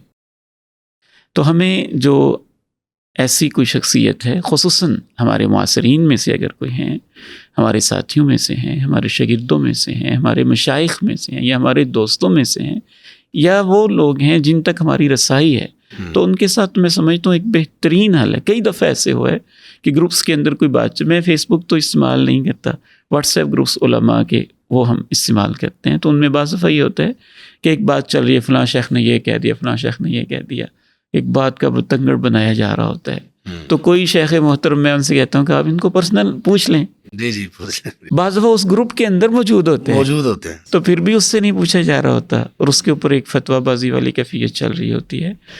تو اس کی تو بہت زیادہ اصلاح کی ضرورت ہے۔ دیکھیے اصل مسئلہ یہ ہے، ایک اور چیز بہت قابل غور ہے، شیخ بکر وزید رحمہ اللہ تعالی بہت عظیم شخصیات میں سے ہیں، تو ان کی کتاب ہے ایک تصنیف الناس بین الظن والیقین، اس میں انہوں نے ایک بڑی خوبصورت بات لکھی ہے، یعنی اس کا ایک حصہ میں اپنے انداز میں شیئر کر رہا ہوں اپنے طلباء کے ساتھ، بھائیوں کے ساتھ۔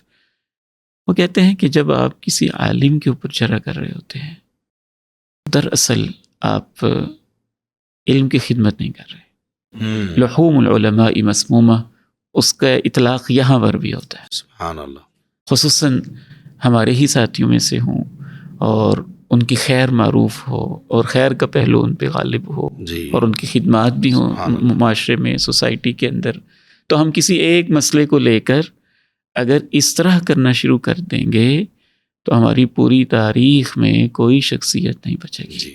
اور خاص طور پہ مسئلہ بھی شیخ وہ ہو کہ جو ان کو لگا کہ غلط ہے، اور فی نفسی ہی یہ بات کی بات ہے کہ وہ غلط ہے کہ نہیں ہے۔ بلکہ میں تو یہاں تک کہتا ہوں اگر واقعتاً وہ مسئلہ بھی غلط ہو، ایک ہے اس مسئلے کو غلط کہنا یا اس کی اصلاح کرنا، اور ایک ہے شخصیت کے اوپر جرح کرنا۔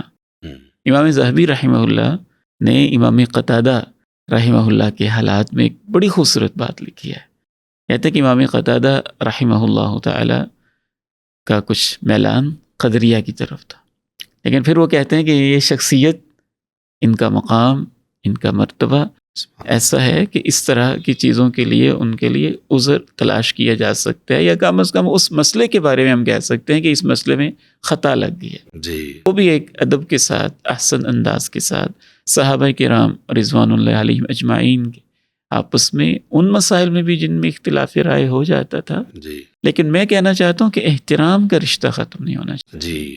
رائے کے اوپر آپ کرٹیسائز کرنا چاہتے ہیں علمی انداز میں، نقد دلائل کے ساتھ، تو کوئی حرج نہیں، لیکن اس کی بنیاد پہ شخصیت پوری کو متاثر کر دینا، اس پہ جرح کر دینا، یہ زیادہ خطرناک معاملہ۔ شیخ یہاں پہ نا آپ مسعود عالم صاحب تشریف لائے، تو اس میں بھی شاید اسی طرح کا کوئی موضوع تھا کہ اختلافات کے موقع پر، یا لوگوں کو دعوت دینے کے اسالیب سے متعلق تھا، ان کا یہاں پہ ورکشاپ تھی، تو اس میں انہوں نے، بلکہ کسی نے سوال بھی کیا تو اس پر بھی انہوں نے فرمایا کہ کوئی شخص آپ سمجھتے ہیں کہ ان میں کوئی خطا ہے، کمی ہے، آپ ان کو نصیحت کریں، بار بار کریں، تو کسی نے کہا کہ شیخ اگر اس کے باوجود بھی وہ اس سے باز نہیں آ رہے اور وہ واقعی خطا ہے، شیخ نے کہا کہ آپ خیر سگالی کے طور پر اس کے لیے دعا کریں، دعا کرنے کے بعد خیر سگالی کے طور پر آپ تعلق تو اس سے اچھا رکھیں، اللہ، آپ کا اچھا تعلق، آپ کا اچھا رویہ، آپ کا اچھا اخلاق، امکان ہے کہ اس کی خطا سے اسے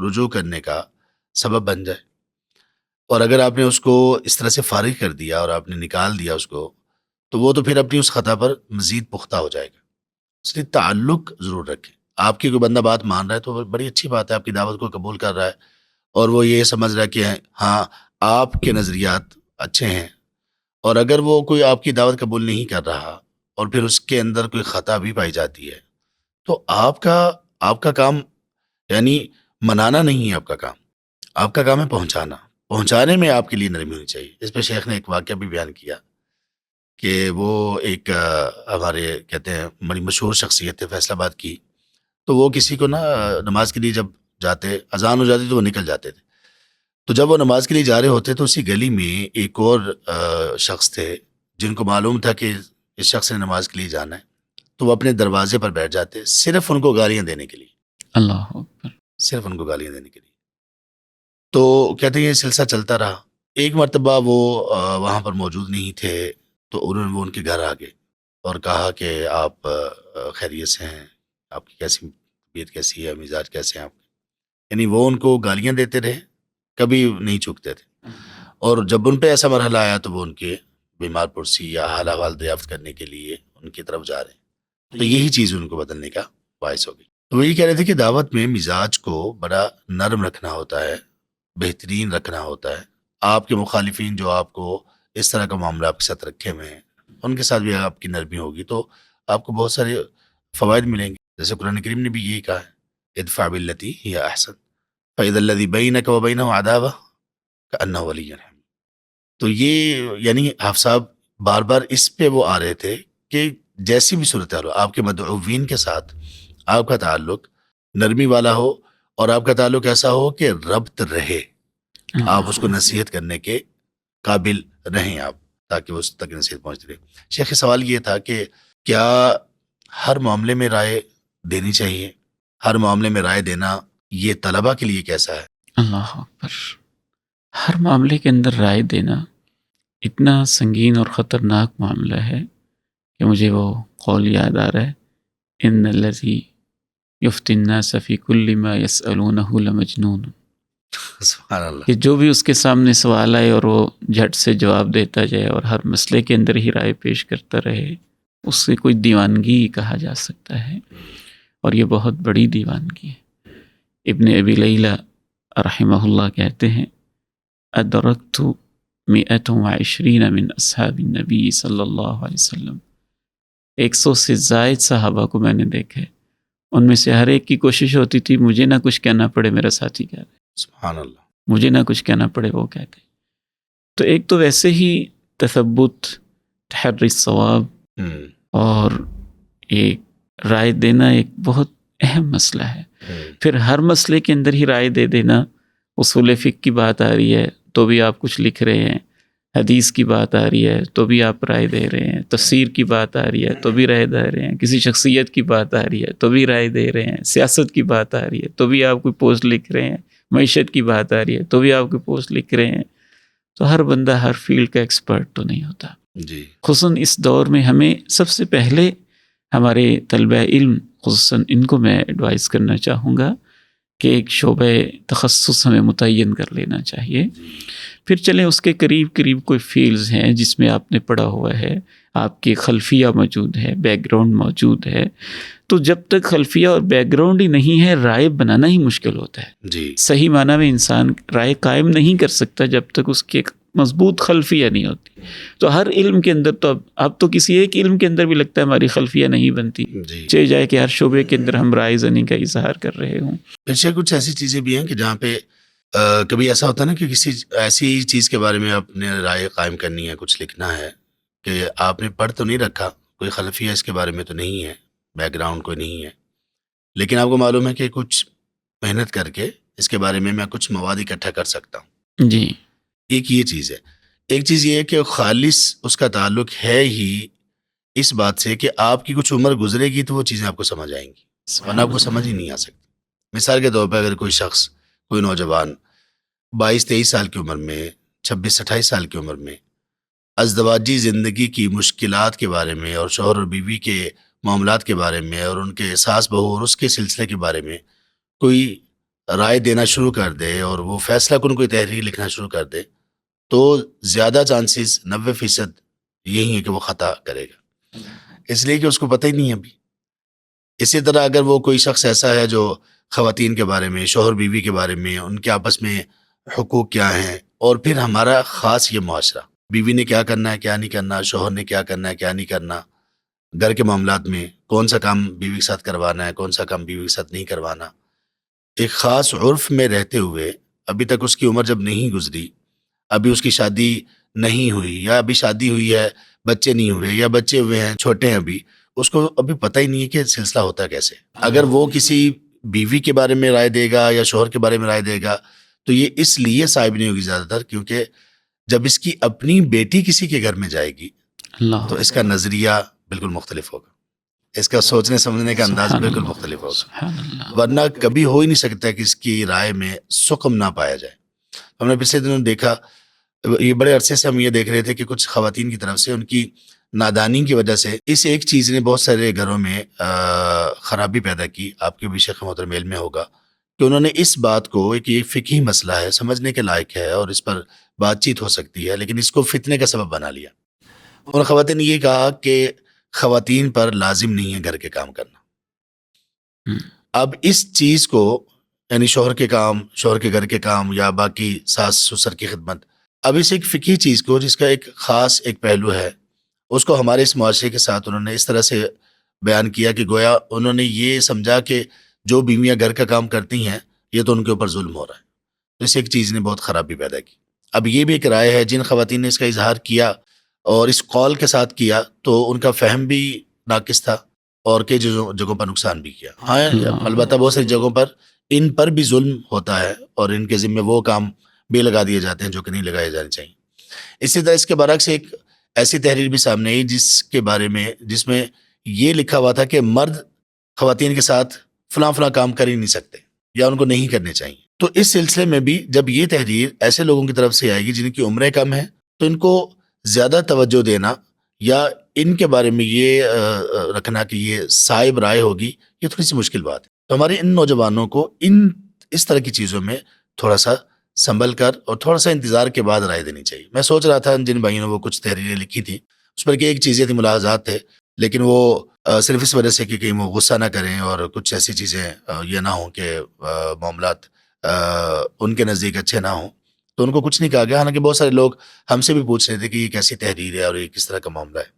تو میں یہ کہتا ہوں کہ جب ان میں سے جو ہمارے یہ بھائی ہیں، بچے ہیں ہمارے، جب یہ بڑے ہوں گے، بیٹے جوان ہوں گے، بیٹیاں جوان ہوں گی، اللہ تعالیٰ ان کو نیک اور صالح اولاد دیں، تو جب ان کی شادیاں ہوں گی تو اس کے بعد ان کے نظریات بالکل اور طرح ہوں گے.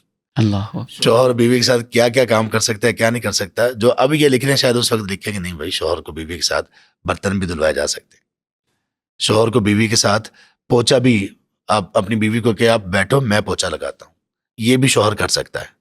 جب ان کو یہ پتا چلے گا کہ میری بیٹی جس گھر میں گئی ہے، میری بیٹی کا سیزیرین ہوا ہے، اس کا بڑا آپریشن ہوا ہے، اور اس کے بعد اس کے ساتھ جو چینجز آتی ہیں، جو صحت کی خرابی اور جو وہ معاملات آتے ہیں، گھر میں یہ کوئی اور خادمہ رکھنے کی ان میں استطاعت نہیں ہے، تو تب ان کا نظریہ بنے گا کہ نہیں، شوہر کو بیوی کے ساتھ برتن بھی منجوا دینے چاہیے، پوچھا بھی لگا دینا چاہیے، واش روم بھی صاف کر دینا چاہیے، کوئی حرج کی بات نہیں، جس کو ابھی وہ صحیح نہیں سمجھ رہے. تو اس لیے بہت ساری چیزوں میں عمر گزرے گی تو آپ کو پتہ چلے گا، آپ کو اس کے علاوہ پتہ ہی نہیں چل سکتا. ہمارے ایک مکہ میں شیخ ہیں، وہ بھی کہہ رہے تھے، اور اس پہ جو ہماری بڑی شیخ اب کہ انبیاء کو 40 سال کی عمر میں نبوت کیوں دی گئی. 40 سال کی عمر ایک شیخ ایسی عمر ہے کہ بندہ اپنے جذبات، اپنے احساسات، اپنی آبزرویشن سب میں اس میچورٹی کے لیول پر ہوتا ہے کہ اس کو چیزیں اپنی اپنی جگہ پر حقیقت پر مبنی دکھائی دے رہی ہوتی ہیں، اور ہر چیز کے کئی پہلو اس کے سامنے ہوتے ہیں. عمر گزرنے کے ساتھ 17 18 20 سال 22 سال 30 سال 32 سال 35 سال اس میں ابھی بندہ مختلف چیزوں کے مختلف پہلو اس کے سامنے آ رہے ہوتے ہیں، وہ آ ہی نہیں سکتے. کچھ چیزوں کا تعلق ہی عمر گزرنے کے ساتھ ہے، تو اس لیے پھر رائے کے قیام میں بھی اس کا یہی تعلق ہوتا ہے. تو رائے جلدی قائم کرنے میں اور ہر معاملے میں رائے قائم کرنے میں یہی نقصان ہوتا ہے. جیسے وہ سورۃ الاسراء میں ہے، وَلَا تَقْفُ مَا لَيْسَ لَكَ بِهِ عِلْم. اب یہ علم ایک شرعی علم ہے، ایک مسئلے کا علم ہے، ایک ہے حالات و واقعات کا علم، گراؤنڈ ریالٹیز کا علم. تو وہ کیا ہے، یہ پھر وقت کے ساتھ ساتھ بندے کو پتہ چلتا ہے، اور خاص طور پہ جب اپنے اوپر بات آتی ہے تو بات بڑی ذرا مختلف ہوتی ہے. اللہ اکبر، بہت خوبصورت بات کی آپ نے شیخ صاحب. بالکل بجا ہے یہ معاملہ ایسے ہی ہے. میں سمجھتا ہوں کہ اس میں فیملی ٹو فیملی بعض دفعہ عرف کو بھی دیکھا جاتا ہے. جی جی ایک علاقے سے دوسرے علاقے کا عرف، جی بہت ساری چیزیں کاؤنٹ کر رہی ہوتی ہیں. اور سب سے بنیادی چیز یہی ہے کہ جب آپ ابھی میچورٹی کے لیول پہ ہیں ہی نہیں ہیں تو آپ کو اس مسئلے میں مداخلت کرنی ہی نہیں چاہیے. احتیاط اسی میں ہے. اسی میں پھر یہ ہے کہ اگر میچورٹی کے لیول کے بعد بھی بندے کو تب اس میں کسی رائے کا اظہار کرنا چاہیے جب وہ فقہ الواقع سے اچھی طرح واقف ہو، جی کہ عرف کو سمجھتا ہو.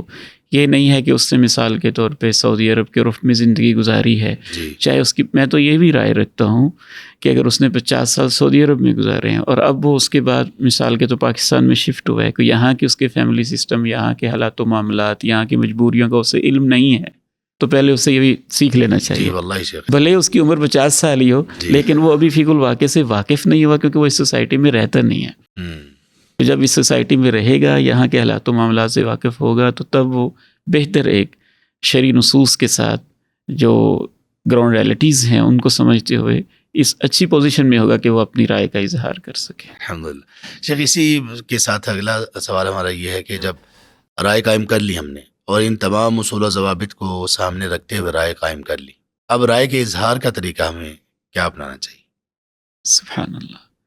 رائے کے اظہار کے لیے تو اللہ رب العزت نے جو ہمیں اصول و ضوابط دیے ہیں، قولوا للناس حسنا اور قولا له قولا لینا لعلہ یتذکر او یخشی، اس کے اندر الفاظ کا چناؤ بہت اہم ہوتا ہے کہ آپ اپنی رائے کا اظہار کن الفاظ میں کر رہے ہیں. خصوصاً فقہی مسائل میں یا معاشرتی مسائل میں مجھے یہ ایک کمی محسوس ہوتی ہے بڑی شدت کے ساتھ کہ ہمارے جو سلف صالحین تھے عموماً ان کا انداز اس طرح سے ہوتا تھا کہ اس پہ دل مطمئن ہے، یہ مجھے راجح محسوس ہوتا ہے، یہ بہتر لگتا ہے. حتیٰ کہ ہمارے شیخ موجودہ مشائخ میں سے ماشاءاللہ عظیم مفتی ہیں شیخ عبدالستار الحماد حفظہ اللہ، بڑا فرق نظر آتا ہے نوجوانوں میں اور ان بزرگوں کے اسلوب اظہار کے اندر. جی عموماً گروپس میں کوئی مسئلہ پوچھے نا تو ان کا ہوتا ہے الیہ یمیل خاطری، سبحان اللہ. اس پر دل مطمئن ہے، میرا رجحان بھی اسی طرف ہے، دلائل کے لحاظ سے یہ راجح محسوس ہوتا ہے. اس طرح کے ان کے الفاظ ہوتے ہیں. اور بعض ماشاءاللہ ایسے رائے کا اظہار کرتے ہیں جیسے اس کے اوپر وحی اتر رہی ہے. جی یہی ٹھیک ہے. مستند ہے میرا ہاں فرمایا جی، ہوا. مستند ہے میرا فرمایا جیسے نہیں، بلکہ میں تو کہتا ہوں ایسے لگتا ہے جیسے اس کا انداز ہوتا ہے کہ میرے اوپر وحی اتر رہی ہے، سبحان بس میری رائے ہی ٹھیک ہے اللہ. اور کسی کے اندر کوئی گنجائش ہی نہیں ہے. حالانکہ رائے تو کہتے ہی اس مسئلے کو ہیں جس میں احتمال موجود ہوتا ہے جی، اور آپ اپنی ایک دلائل اور قرائن اور شواہد سے ایک نتیجے تک پہنچ رہے ہوتے ہیں. تو اس کے اسلوب میں ایک تو الفاظ کا چناؤ ہے اچھا ہو. ابا جی رحمہ اللہ رحمہ اللہ. مجھے ایک دفعہ فرمانے لگے کہ بیٹا فلاں جو شیخ ہے نا، اب میں نے ان کا نام لینا مناسب نہیں ہے، تو فرمانے لگے بہت بڑے محقق ہیں لیکن تھوڑے سے ان کے الفاظ میں شدت آ جاتی ہے اور ان کے اندر الفاظ میں امام ابن حزم والی تھوڑی سی وہ ایک ظاہریت والا پہلو جھلک آ جاتی ہے. تو میں نے کہا مثلاً کیا؟ کہنے لگے کہ جب ان کو کال پسند ہے نا تو کہہ دیتے ہیں کال ہے کہ بول ہے. اس حد تک سختی کر جاتے ہیں کہ ایسے الفاظ بول دیتے ہیں. تو کہاں یہ الفاظ ہیں اور کہاں یہ الفاظ کے یہ مجھے مرجو محسوس ہوتا ہے یا اس پہ دل مطمئن نہیں ہے، دلائل کے لحاظ سے قوی معلوم ہوتا ہے. خصوصاً اجتہادی نوعیت کے مسائل میں بھی انسان کو احتیاط کرنا چاہیے. اور بالخصوص ایک شیخ، ایک ٹرینڈ ہے جس کو میں تو اللہ عالم اس سے کافی نا طبیعت میں بعض دفعہ ایک بیزاری اور تکلیف ہوتی ہے، خصوصاً شخصیات کے بارے میں الفاظ کا استعمال، اس میں انسان کو بہت ہی احتیاط کرنا چاہیے کیونکہ وہ بعض دفعہ غیبت میں آ رہا ہوتا ہے، تمسخر میں آ رہا ہوتا ہے، استہزاء میں آ رہا ہوتا ہے. تو وہ تو یا کم از کم ادب کے منافی ہوتا یا کم از کم ادب کے ہے. یعنی منافی جو ہوتا شخص اب میں عمر میں بڑا ہے شیخ، جی کم از کم اس کا کچھ نہ کچھ تو حق اور ادب ہے.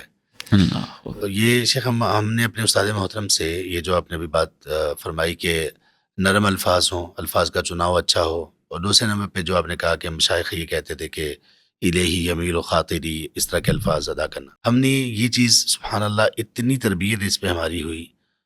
ہمارے استاد محترم حافظ عبدالسلام بن محمد رحمہ اللہ، وہ ہمیشہ، میرا خیال ہر کلاس میں شاید ایسی بات لازمی ہوتی ہوگی کہ وہ حدیث کی شرح کرتے ہوئے صحیح بخاری کی حدیث کی، تو وہ کیا کرتے تھے کہ واللہ عالم، معلوم یہ ہوتا ہے، اللہ، معلوم یہ ہوتا ہے.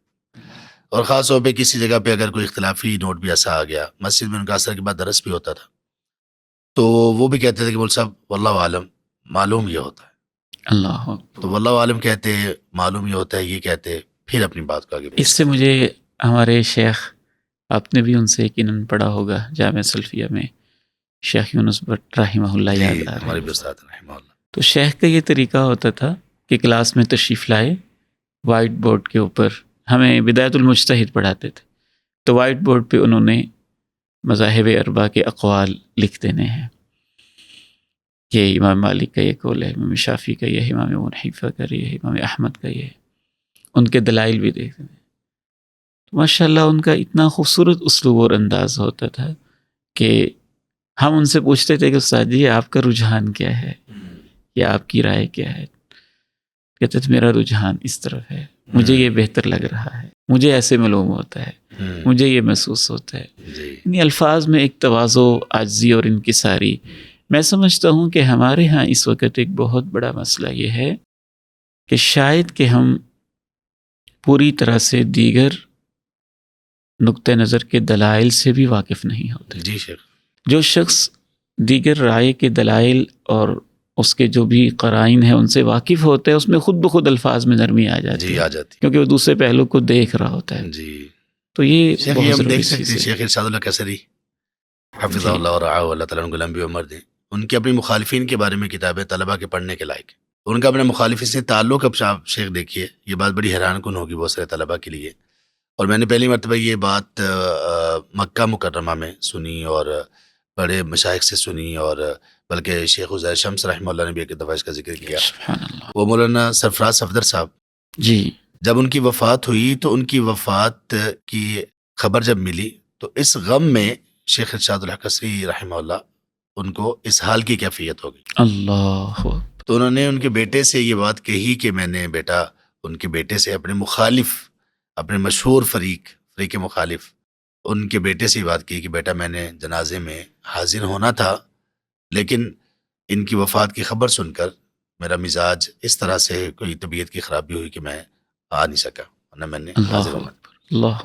تو کتابوں میں ان کے بارے میں دلائل، پختگی، اس کے ساتھ رد، اور پھر ان کے ساتھ خود اپنا ایک تعامل، اور ان کے بارے میں جو الفاظ ہیں وہ، تو اس کو بڑے بہترین انداز میں وہ کرتے ہیں اور لکھتے ہیں. ہمیشہ شیف صاحب یہاں پہ تشریف لائے ہوئے تھے، انہوں نے بھی کہا کہ آپ نگار ارشاد کتاب پڑھیں مولانا اسماعیل سلفی رحمہ اللہ کی، تو آپ کو پتہ چلے گا کہ یہ کیسے رائے کیسے قائم کرتے ہیں، کیسے لکھتے ہیں، علم کی پختگی کیا ہوتی ہے، اختلاف کو بیان کرنے کا کیا ادب و احترام ہے، ادب کی وہ شیرینی، وہ ساری ان کی تحریروں میں آپ کو ملے گی. تو یہ سب باتیں.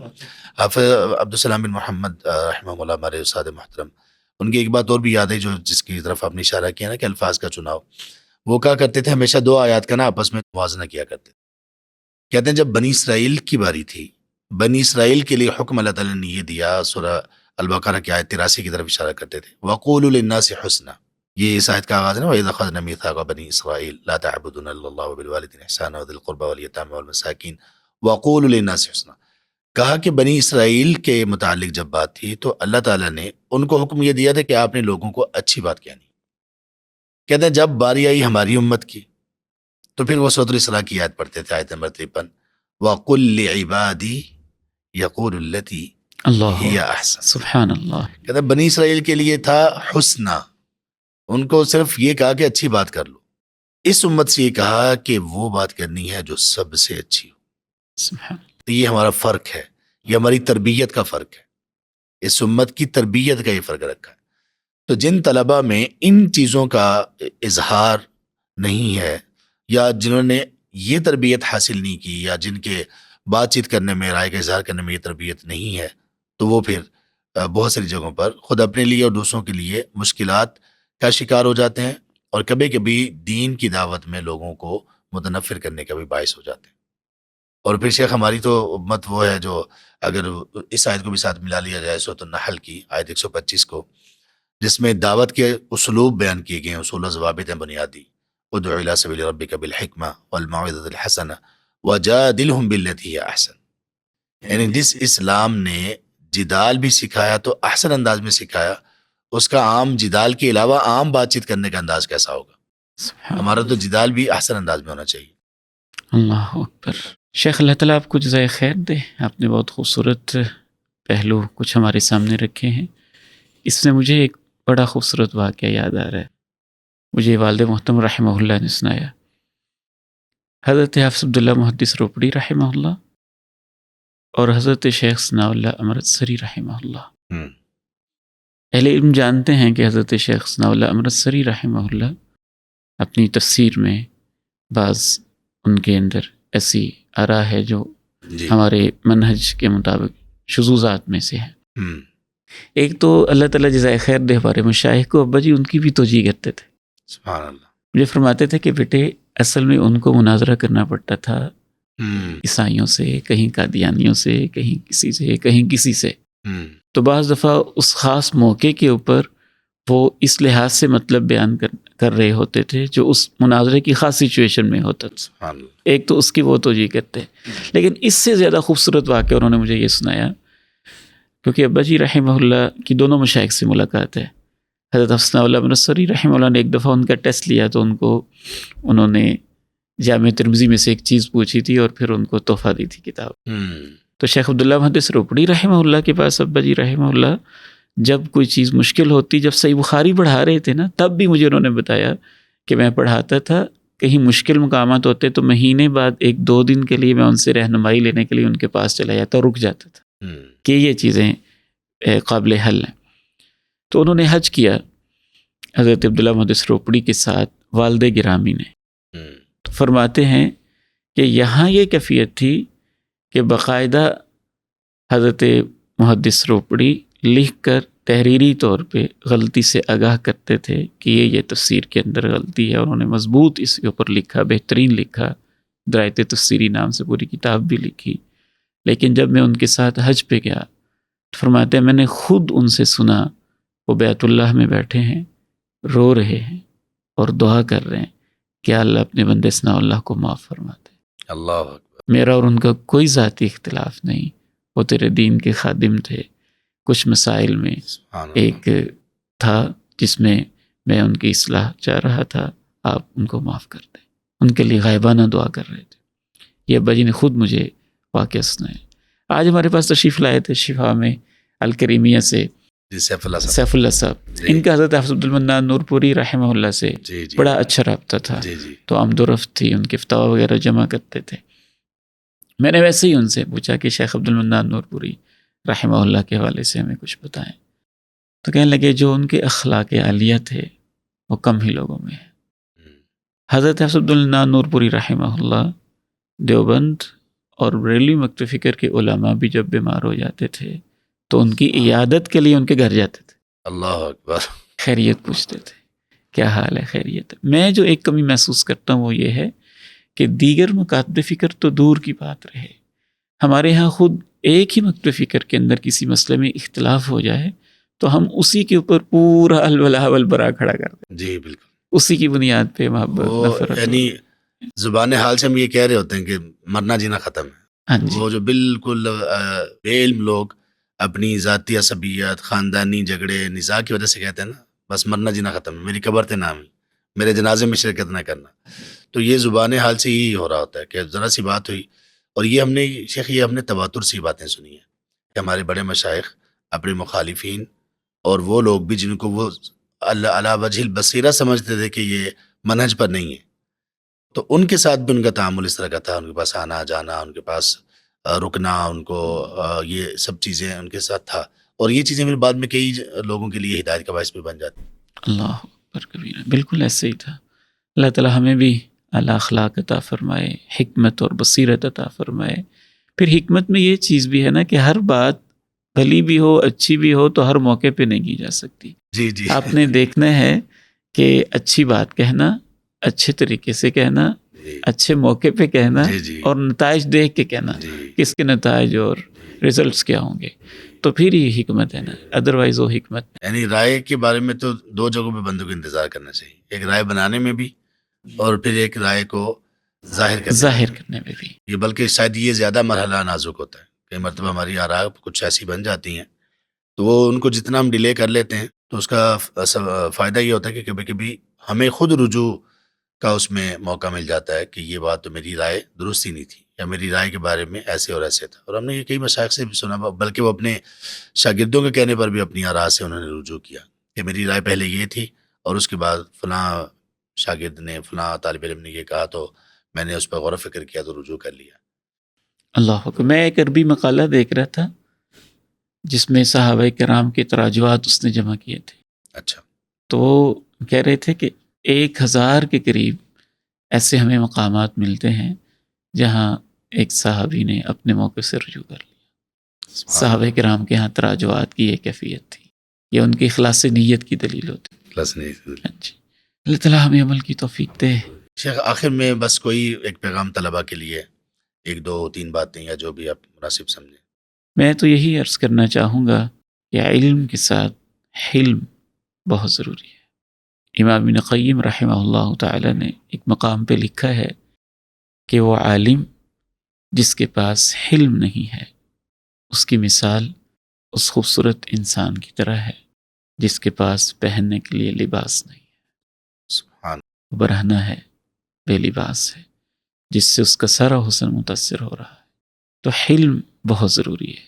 ان فیک لخصلتین یحبہم اللہ، الحلم والاناء۔ اللہ۔ اس کے اندر اللہ رب العزت نے بہت خیر رکھی ہوئی ہے اور بہت برکت رکھی ہوئی ہے، التؤدہ والاقتصاد فی کل شیء۔ تو یہ نبوت کے حصوں میں سے ایک حصہ ہے۔ تو جو علماء انبیاء کے وارث ہیں، میں اکثر کہتا ہوتا ہوں اللہ تعالیٰ مجھے بھی عمل کی توفیق دے کہ ہم صرف ان کے علم کے وارث ہی نہیں، ہمیں ان کے حلم کا بھی وارث ہونا چاہیے اور ان کے اخلاق عالیہ کا بھی وارث ہونا چاہیے۔ اللہ تعالیٰ ہمیں توفیق نصیب فرمائے۔ جزاک اللہ خیر۔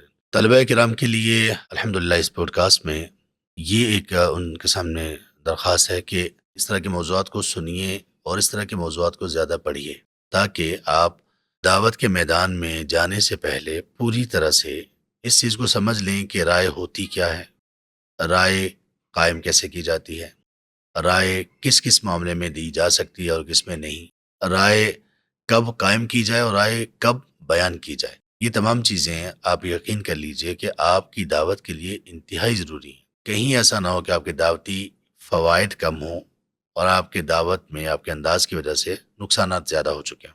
اور پھر یہ ساری چیزیں بندے کا زیور ہیں، ایک مومن اور ایک داعی کا زیور ہے، اس کا صادق الرائے ہونا اور اس کا بہترین انداز میں اس کو پیش کرنا، اور اس میں جو شیخ محترم نے فرمایا آخر میں علم کے ساتھ حلم کا ہونا، اور پھر وہ ساتھ دو چیزیں الحلم والانات، انات دور اندیشی کا ہونا، نتائج کو دیکھ کر بات کرنا، نتائج کو سامنے رکھ کر رائے کا اظہار کرنا۔ تو یہ تمام چیزیں سیکھنے کی، ان تمام چیزوں کو کبھی بھی کسی بھی طرح سے کسی عصبیت کا شکار نہ ہونے دیں۔ ایسا کبھی نہ سوچیں کہ فلاں نے کہا ہے، وہ فلاں ہمارے چونکہ مخالف ہے، وہ فلاں نے کہا ہے، فلاں ہمارے خاص ایک گروپ اس کے ساتھ موافقت نہیں رکھتا۔ نہیں، یہ علم ہے، آپ علم لیجئے، آپ علم حاصل کیجئے۔ جب آپ علم حاصل کر لیں گے تو پھر اس کے بعد آپ اپنی اس رائے پر بھی غور کر سکتے ہیں جو ابھی رائے بنی ہوئی ہے کہ میں کس رائے پر ہوں، علم لینے کے اعتبار سے، پھیلانے کے اعتبار سے، چیزوں کو لینے کے اعتبار سے، اور خاص طور پر کسی بھی چیز کے بارے میں بات کرنے کے اعتبار سے جو کہ رد کے طور پر بات کی جا رہی ہوتی۔ تو ان تمام چیزوں کا تعلق ان کی بنیاد رائے کے ساتھ ہے۔ تو اس لیے رائے کو دیکھنا، جانچنا، پرکھنا اور اس کو سمجھنا بہت ضروری ہے۔ تو ہم اپنی اسی بات کے اوپر اپنی بات کو ختم کرتے ہیں جو اکثر بھائیوں کو ہم یاد دہانی کرواتے رہتے ہیں کہ رائے قائم کرنے میں جلدی نہ کیجیے، اور جب آپ رائے قائم کر چکیں تو پھر اس کو بیان کرنے میں بھی کچھ تأمل، کچھ دور اندیشی اور کچھ حالات و واقعات سب کو مد نظر رکھیے۔ اللہ تبارک تعالیٰ آپ طلباء کرام کی آراء کو بہت ہی سدید بنا دیں، صاحب بنا دیں، اور ان میں ایسی برکت عطا فرما دیں کہ لوگوں کے لیے ان میں ہدایت کا پورا سامان ہو۔ بارک اللہ فیکم، السلام علیکم ورحمۃ اللہ وبرکاتہ۔